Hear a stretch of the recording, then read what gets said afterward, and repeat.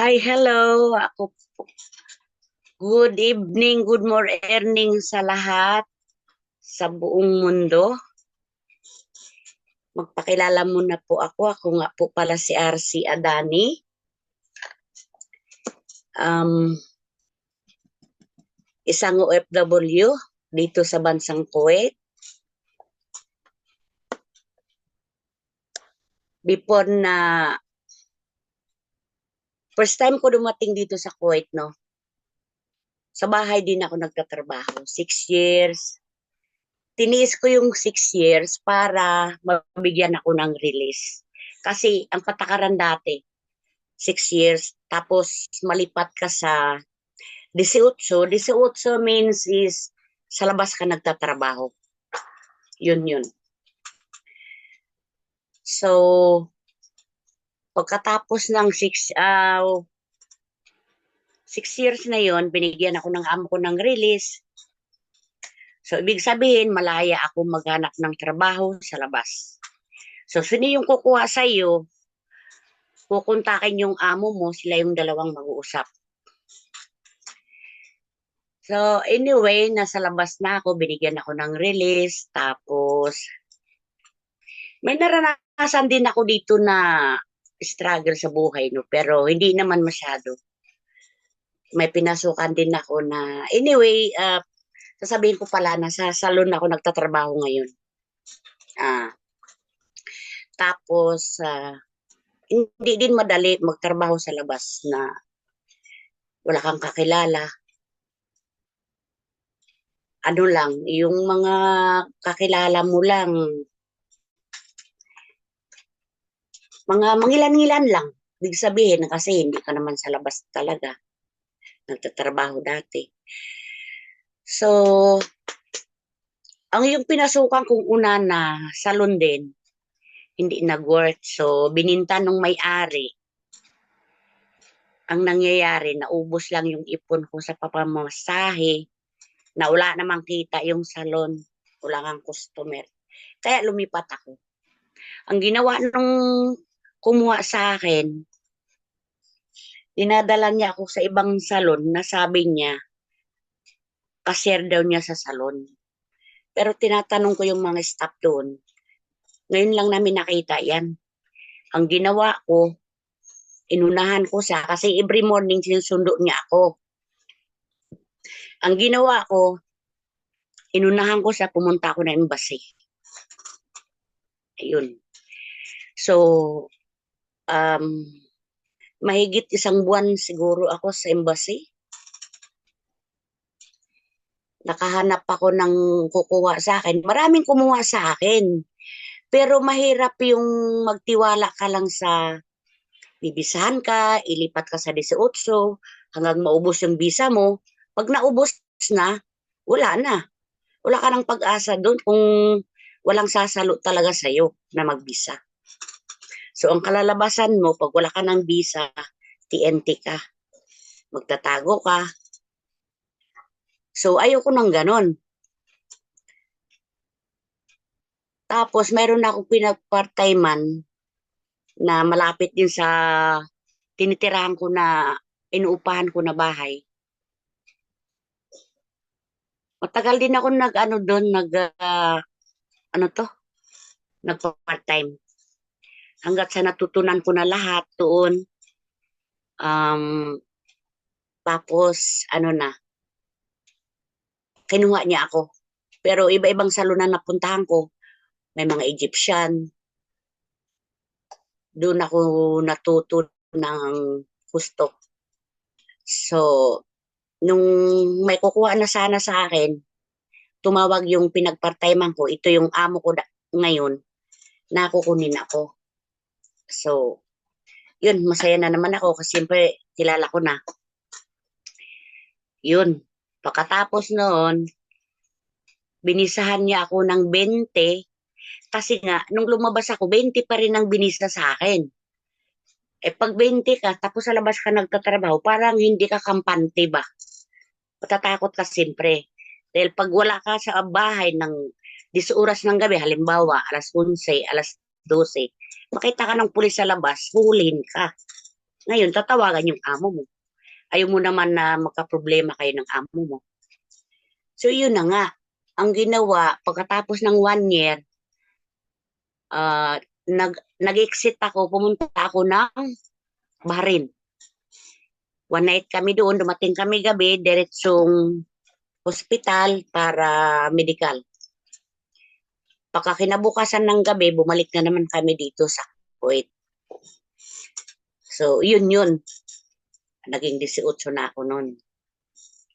Kaya hindi din madali pag hindi ka masyado marunong na magpapalo up sa mga pangangailangan mo sa visa. Lalo na pag ikaw lang ang naglalakad ng visa mo, ay mahirapan ka. Dito kasi sa amo ko, madali na lang dito kasi yung amo kong lalaki, siya yung nagdadala sa amin sa medical, siya yung naglalakad ng pag nagre-renew kami ng visa. Yung ibang company, hindi. Sila yung naglalakad, tapos kinakalta sa kanila buwan-buwan. Magkano yung sweldo mo? Halimbawa, 150, 200. Kinakalta sa kanila, 50. Di wala din. Ang ano lang doon, may visa ka, hindi ka natatakot. Ngayon, nung before pandemic, nagbakasyon ako, 2 buwan ako doon. Pinagawa ko yung bahay ng anak ko, tapos pagkatapos ng 2 buwan, bumalik ako. Ayun, after 1 year siguro, nakabalik ako. May nag-invite sa akin dito sa business na to. Nagkataon naman na pandemic yun. Ang sabi ko na lang, katulad nyo din sa mga bago dito, no? Na-invite ako, tinatanong, kumusta yung abroad, kumusta yung naipon mo, di ba? Di, sagot ko naman, okay naman yung naipon na nakakabuhay, pero ganun lang, hanggang doon lang. Pag uwi mo, pagbalik mo, wala ka na rin pera, wala ka nang ipon. Kaya, ayun nga, nung na-invite ako, yun yung, hindi naman ako yung masyadong talaga sa online, no? Dahil, first time ko lang na-encounter to. Pero dati din may nag-invite sa akin, pangalan nun, Kapa. Wala, after 1 week ako sumali, na-close, nahuli. Sorry na lang yung 10,000 mo. Tapos dito din, meron din ganyan, pero walang product. Mag-invite ka, mga 200k di yatang nagasto ko noon. Nung dumating na yun sa pangalan ko, nag-exit na ako. Wala din kasi yung founder na naghawak, hindi na nakita. Yun. Kaya sabi ko, parang malas yata ako sa mga ganito. Hindi pa rin ako sumuko. Katulad nga ng sinabi ko, katulad ninyo, na-invite ako dito sa business na to. Pero, ang sabi ko lang, sige, sabi ko, pag-aaralan ko. Intindihin ko, pag-aaralan ko kung kaya ko ba gawin. Sabi ko. Ang sabi naman sa akin, huwag kang mag-alala, tuturuan ka namin. Ayun. Nag-download na. Mag-download nga ng Zoom, hindi ako marunong. Mangilan-ngilan lang friend ko sa Facebook, no? Kamag-anak ko lang, o yung mga friend ko lang dito sa Kuwait, yun lang. Hanggat sa tinuruan ako ng mentor ko, yan si Coach Roland nag-invite sa akin. Tinuruan niya ako, ayun, sabi ko ganito pala. Nahihiya man ako, pero aminin natin, nahihiya tayo dahil hindi natin alam. Pero wag na natin ipairal yung pride natin. Ang iniintindi ko lang doon, basta matuto ako. Dahil hindi naman ako nakatapos yung mag-aral. Yun yung ko doon. Baka hindi ko Hindi ko ba magampanan yung trabaho ko dito sa negosyo na to? Ah, oo, nandun na tayo. Gusto natin kumita, gusto natin na yung pinaghirapan natin, makikita natin panghabang buhay. Yun yung sa akin. Yun nga, pinapaliwanag sa akin na pwede mo ipamana, ganito, ganyan. Invite ka lang ng friend mo. O sige, lahat ng friend ko dito in-invite ko. Yung iba, urada-urada, o sige, sasali ako. Nung sabihin mo na yung price, o, saka na lang, wala akong pera pa. Di ba ganun? Kaya nakakasama ng loob, pero hindi ko lang pinapakita sa kanila. Alam mo yung nakiki-ride on na lang ako sa kanila kahit sabihin ko na hmm, iba yung gusto nila, iba yung gusto ko. Hindi pare-pareho ang gusto natin. Kaya sa mga OFW dyan na gusto mag-abroad, pag may pera lang naman kayo na pwede nyo i-invest dito sa negosyo na to, i-invest nyo na. Kasi hindi 100% ang madadatngan nyo na amo ay mabait. Pero inyo magtatrabaho kayo 24 hours. Wala pa kayo yung pahinga sa loob ng bahay. Oo, sinasabi may pahinga kayo. Pero pag sa loob ba ng bahay, sigurado ba kayo na makapahinga kayo? Na hindi kayo tatawagin ng amo nyo? Ayun, marami na. Nahirapan sa trabaho. Hindi kaya yung trabaho. Kung tutuusin sa mga bagong abroad ngayon, pinag-aaralan nyo na dyan sa Pilipinas, tinitraining kayo, kung ganit, anong gawin nyo. Pumunta ako dito, walang training-training, no? Pero, talagang ginagabayan ako ng Diyos dahil yung dinatnan kong amo na napakabait. Open mind siya, hindi nakalak yung rep, free ako sa pagkain. Hindi ako yung araw-araw sinasabihan na ganito gawin mo, ganito ganyan. Hindi. Dahil ang trabaho sa bahay, paulit-ulit lang naman yan. Ako yung nagluluto, ako yung naghahatid ng bata sa eskwelahan, ako yung naglalaba. Pero parang pakiramdam ko sa akin, kaya ko, kinaya ko. Dahil nga, yun nga ang ano ko eh. Kaya napunta ako dito. Kayanin ko kahit anong mangyari. Huwag lang akong saktan. Oh, di ba? Yun yung pinapanindigan ko. Pumunta ako dito para sa anak ko. Pumunta ako dito para magkapera ako. Kaya kinaya ko. Yung hindi na kinaya, tumakas. Kaya ang daming walang papel dito. Kahapon, bumaba ako ng bahay. Kasama ko yung kaibigan ko. Pero alam ko na walang visa. Hindi namin nakita yung pulis kasi natakpan ng van. Dito pa lang sa baba ng bahay namin. Hinuli ng pulis, pinagalitan pa ako ng pulis. Bakit ko raw sinabi na may pulis doon? Sabi ko, wala akong sinabi. Oh, ang bastos ng mga pulis dito kaya. Ayun na nga, kaya ngayon, utusan nila ako, ihatid ko yung damit doon sa police station. Sabi ko, ayoko, baka makita ko yung pulis doon na kasagutan ko. Baka ipasok pa niya ako sa kulungan. Ayun, hindi ko ihatid talaga. Ngayon, eto na. Dito sa business na to, kailangan mahabang pasensya mo. Mahaba ang pasensya mo. Huwag kang mainit. Antayin mo yung pagkakataon na para sa'yo. Ang kailangan lang natin ay makinig at sumunod din sa mga mentor. Kung ano yung sinasabi. At yun nga, mag-invite ng mga tao, ipapasok sa Zoom para kumita tayo. Ganun yun. Katulad din yung na nagtatrabaho tayo. Pag wala kang trabaho, kikita ka ba? Di ba hindi? Kaltas pa yung sweldo mo pag nag-absent ka. Eh dito, kahit nakahiga ka, pwede kang mag-invite ng mga tao na kahit hindi mo kilala. Pero huwag kang umasa sa mga kamag-anak mo.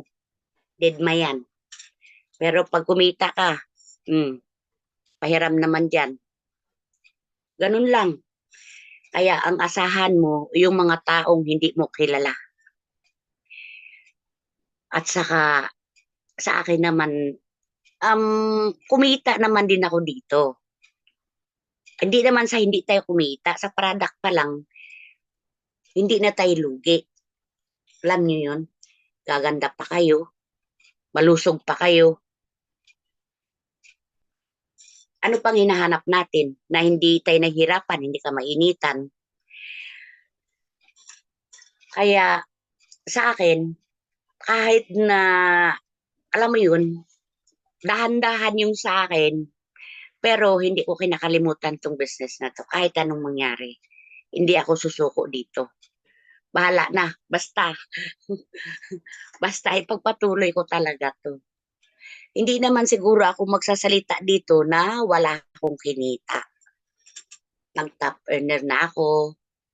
O nag-top 1 overall uh, ano, worldwide na. Okay? So, lahat ng nagsasalita dito, ibig sabihin, kinita. Kaya maniwala kayo, wag niyong pagdudahan yung sarili niyo na hindi niyo kaya. Kaya niyo kahit na matanda tayo, basta makita mo pa yung picture diyan sa cellphone. Kaya mo yan. Ganun yun. Eh ako nga, hindi ko makita. Pagtanggalin ko salamin ko, malabo din mukha ng mga tao. Kaya kailangan nakasalamin ako.